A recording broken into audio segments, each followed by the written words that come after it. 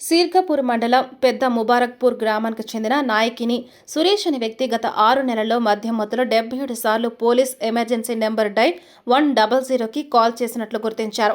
అతను ప్రతిసారి తానొక ఊరిని తన పేరు వేరుగా చెబుతూ తాను చనిపోతున్నానని, భార్య కనిపించడం లేదని, తాను పెట్రోల్ పోసుకున్నానని ఇలా వివిధ అబద్ధాలతో పోలీసుల సేవలను దుర్వినియోగం చేసినట్లు విచారణలో వెల్లడైంది. ఈ చర్యల వల్ల పోలీసులు అవసరమైన వారికి సకాలంలో సహాయం అందించలేకపోతున్న పరిస్థితి ఏర్పడిందని అధికారులు తెలిపారు.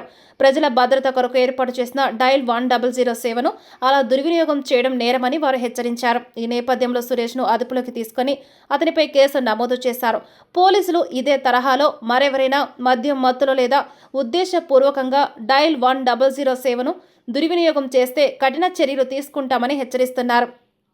సిరగాపూర్ ఎస్ఐ వెంకటరెడ్డి మాట్లాడుతూ ప్రజలకు విజ్ఞప్తి, డైల్ 100 సేవను కేవలం అత్యవసర సమయంలో మాత్రమే వినియోగించండి. పోలీసు సేవలను ఆటంకపరిచినంత మాత్రాన అది సరదాగా చేసిన పని కాదు, అది శిక్షార్హమైన నేరం.